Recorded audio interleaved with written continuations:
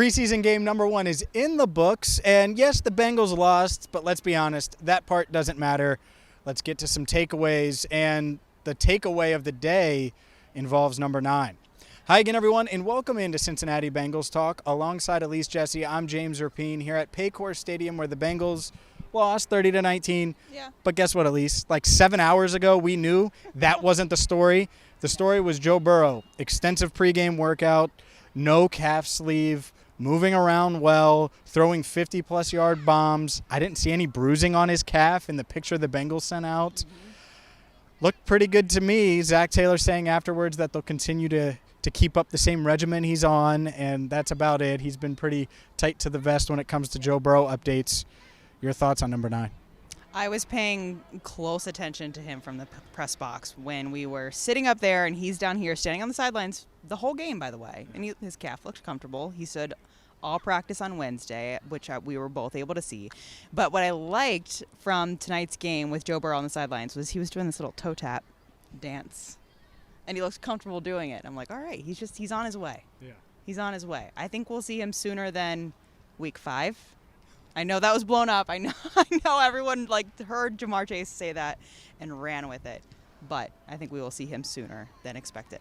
Yeah, I think so too. I think week 1 is going to happen barring something unforeseen. And I also, on the flip side, and I didn't talk about this because I reacted to it initially. That was my pregame video here because it was all about Joe Burrow because he's the franchise. But I don't think we see him in practice this week still. I think he'll go through these throwing routines. And the logic behind him throwing today, I think he saw people write about what Zach Taylor said with the several weeks comment, which means nothing. It's just an update saying what he said 3 weeks ago or 2 weeks ago when the injury happened, rather. And so that, the Ja'Marr Chase comments, I think Burrow was like, you know what? I'm going to show these people. He knew cameras were out here. Mark Slaughter was out here. He knew. So he was like, hey, let me show them a little bit of what I can do. It's hard to miss the very tall Mark Slaughter. So of course you knew that Mark was out here shooting it.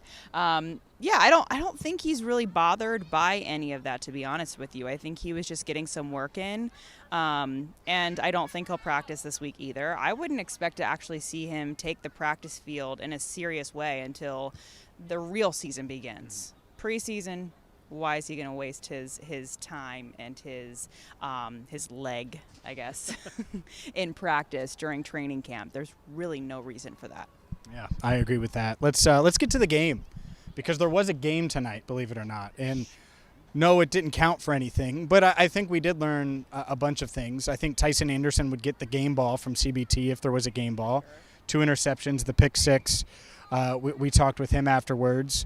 Another takeaway, the right tackle battle was never really a battle. I tried to tell everyone here on CBT that would listen. Jackson Carman not only played the entire first half at right tackle, but went back in the fourth quarter, had a rough fourth quarter. Maybe mentally he didn't think he was going back in the game, but Jonah Williams was resting, as was Ted Karras, Orlando Brown Jr., Alex Kappa, and Cordell Volson, the starters. So guess what?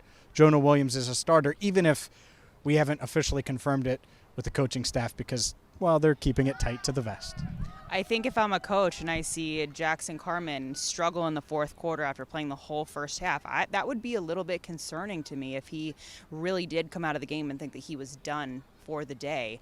And he's unable to really get himself up and ready to have a productive, standout fourth quarter. I definitely would be worried if I were a coach evaluating him.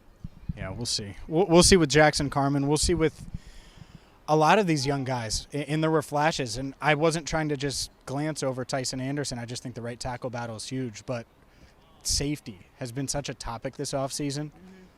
Dax Hill makes the play deep downfield on a Jordan Love pass to Christian Watson. Tycen Anderson, 2 interceptions, including the pick 6. Jordan Battle, a pass breakup, multiple big hits.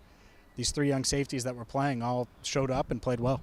Well, when you think about the fact that the Bengals still have money owed to Joe Burrow, Jamar Chase, T. Higgins, you're going to have to accept that there are going to be positions where there's a lot of youth. You're just going to have to accept that fact. But the fact that they have Dax Hill, I was impressed. I know he only had 45 snaps at safety in the NFL before tonight, and he looked really comfortable in that position. I was impressed by that.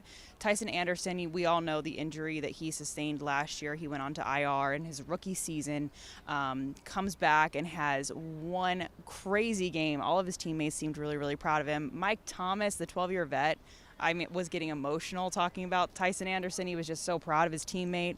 It shows me a lot that they've seen how hard he worked to get to this point, and they're all really, really proud of him. I think he's proud of himself too. He should be. We'll post the video of Tycen Anderson on Saturday for you, one-on-one. We'll maybe combine it because you got him one-on-one. I did. Yeah. I got him one-on-one. So clearly we're really good at communicating. The thing that stood out to me, I've talked with Tycen, kind of built a relationship, friendship with him. And one of the things he said, I would say it was about a week ago at his locker. I was like, man, you're having a pretty good camp so far. How's it feel out there? He was like, doesn't mean anything if you don't do it in the game. Yeah. And today, when I asked him, and I'm going through the pick six and then the second interception, and I'm saying in his last thought was, it doesn't mean anything if I don't do it next week. And it's such an easy guy to root for when he has that mentality. He just had this awesome night, breakout night after a really hard year, a trying year. And he's like, yeah, it doesn't really matter, though, if I don't perform next week in Atlanta.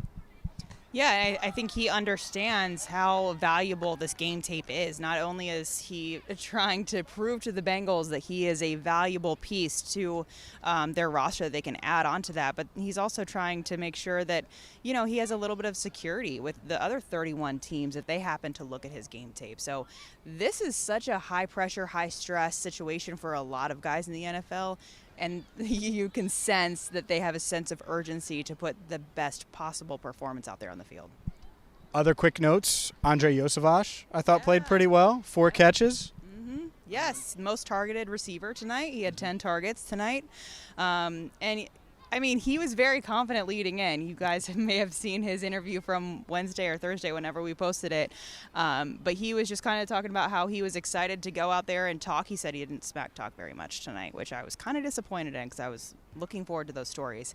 But yeah, he said he still had a lot to clean up. And that touchdown, so close. You could tell. Afterwards, I asked him about it, and you could tell that he really wanted that touchdown so badly. His parents flew in from Hawaii for this game. He said it was like a 10, 12-hour flight, and I'm sure he would have wished to have a touchdown, but he played really well, I thought. Yeah, he did. And Chase Brown, I thought, played well. Had a 21-yard catch and run, a couple goal line, well, not goal line, but short yardage gains to get first downs. Chris Evans had a big 33-yard run. Nice to see there. Overall, I thought it was a solid game for the Bengals, even though they lost. And I don't really look at preseason results anyway. Next week, if they win 36-19, we're probably going to talk about the final result about as much as we did tonight. The other thing, Money Mac never left. He was great tonight. I was going to say Money Mac is back, but he's not. He just never left. He was great tonight. 51-yarder, 4 for 4. He was their offense. Consistent. We like consistency in the kicking game. We're all about that, right? Yes. Yeah, I'm happy to see that. We like consistency with CBT as well. We do. And that's why you should hit that subscribe button, ring the bell, because Elise has a ton of interviews coming your way, as do I. And as they yell to get the people off the field, we're going to get off the field too. No, we're not. We could stay here all night, but you have plenty of other videos that you can watch right here on CBT. So for Elise, Jesse, I'm James Erpine, signing off for now. We're the Bengals. They fall to 0-1 in the preseason, 36-19, but it doesn't matter because Joe Burrow is almost back. Until next time, thank you so much for watching Cincinnati Bengals Talk.